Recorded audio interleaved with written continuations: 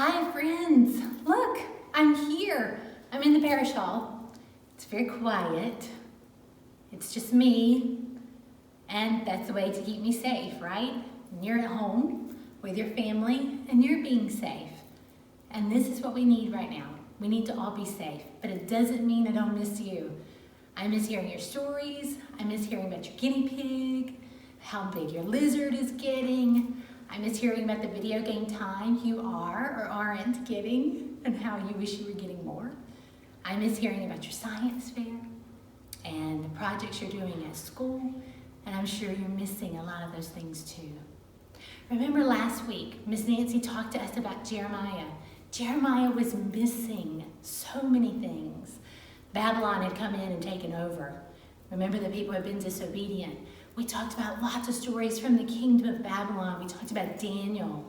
We talked about his friends, Meshach, Shadrach, and Abednego.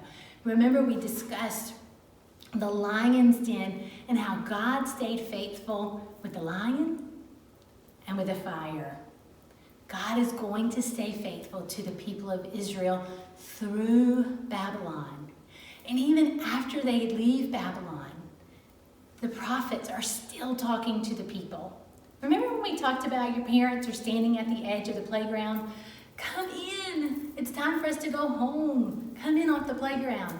And we said, your parents don't go, they're not coming in. We're just going to go home anyway. God doesn't do that either. God is still speaking through the prophets. And the prophet Zechariah tells the people about a time when a king will come through Jerusalem riding on a colt. Guess what, guys? That day has come. The moment has arrived. Jesus is traveling to Jerusalem with his disciples and his followers.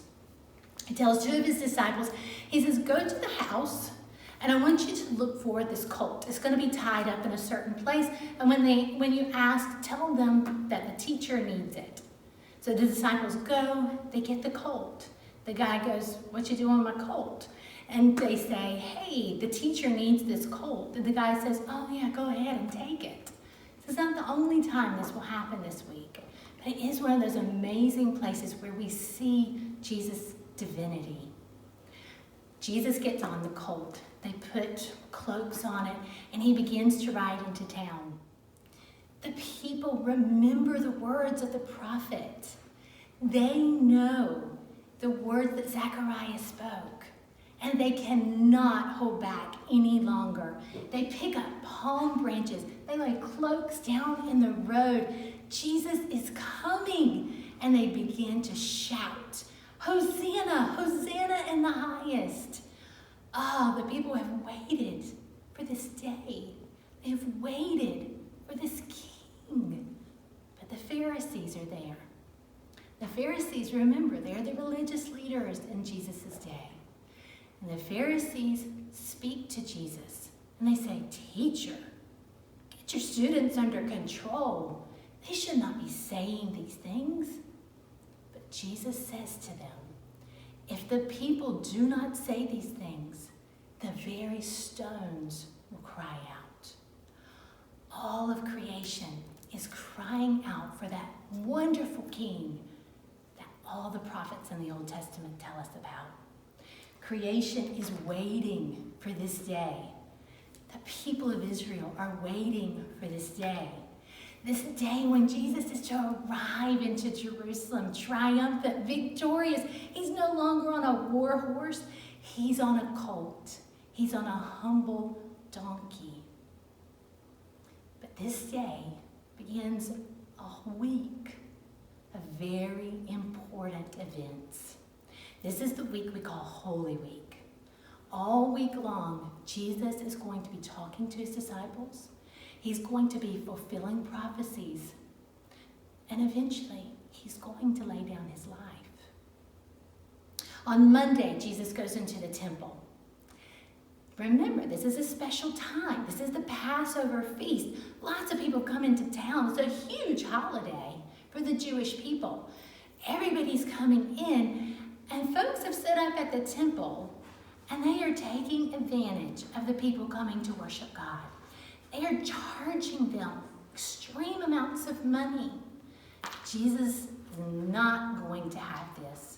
Jesus does not want anything to stand between a father and his children coming together. Jesus turns over the table. He pushes all the things aside. He tells them to get out of the temple. This is the time we remember as the cleansing of the temple, when Jesus comes in.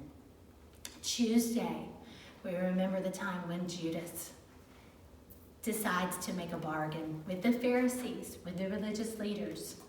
Judas goes to the Pharisees and he makes a bargain to give over Jesus for just some pieces of silver.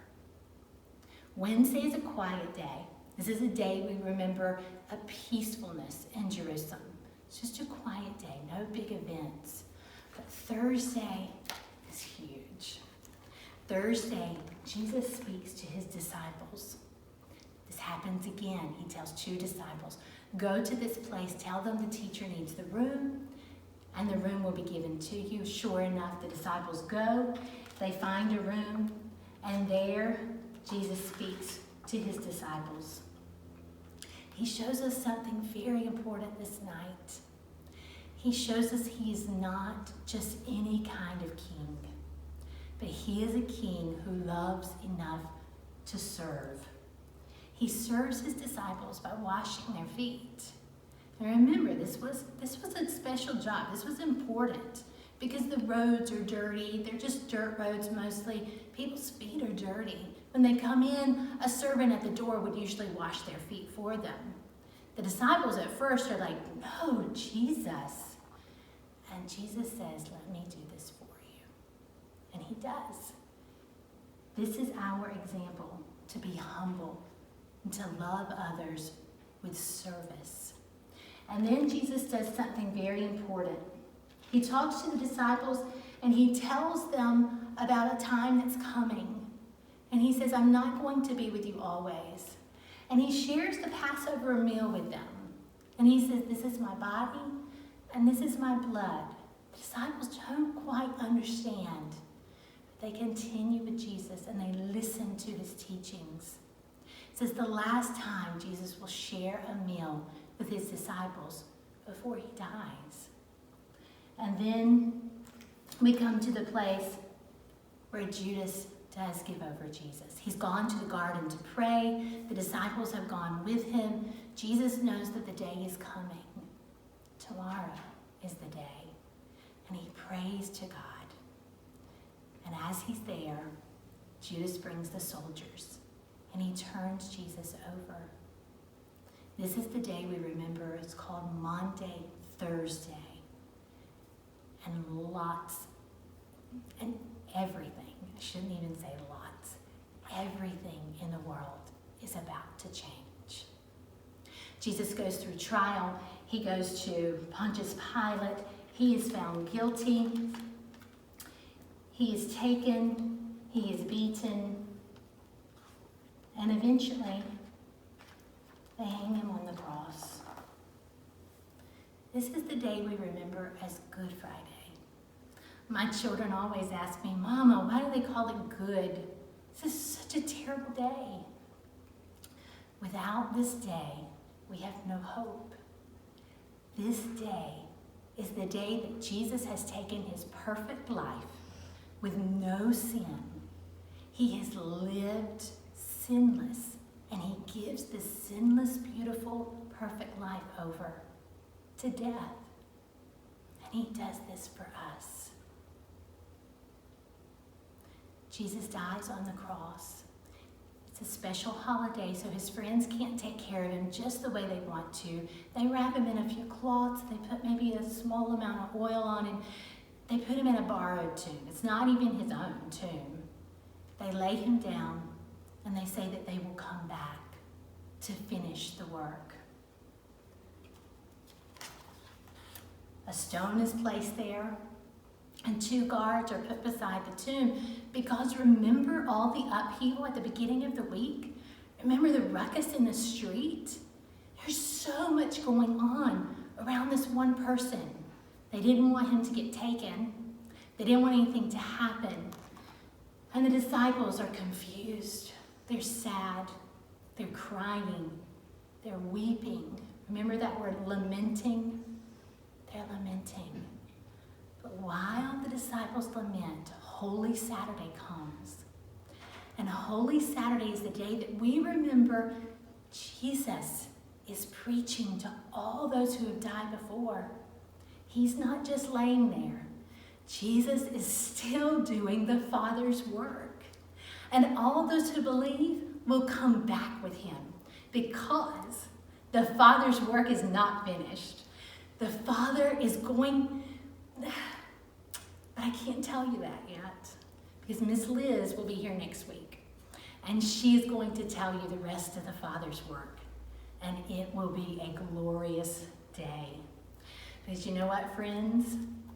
Death, hell, sin, not even a virus can keep Easter from coming. The Lord is going to do his good work, and Easter will come, I promise. So don't you worry when Good Friday comes and Holy Saturday passes. Easter morning will dawn. And it'll be a different Easter than we're used to. It won't be exactly the same, but I will be celebrating Easter. And I pray that you will too, and that you will remember that God kept his promises to the prophets. He kept his promises to the children of Israel, and he will keep his promises to us. Jesus will come again. So celebrate Easter this week. At the end of the video, you're going to see a drawing, and it's going to go through the entire story I just told you, each day of Holy Week. And later, you can click on an activity video, and I'm going to show you how to do your own drawing. Each day, all the 5-6 days of Holy Week. I am praying for you, and I hope that you are doing well. I hope you're reading lots of books and getting some great outside time.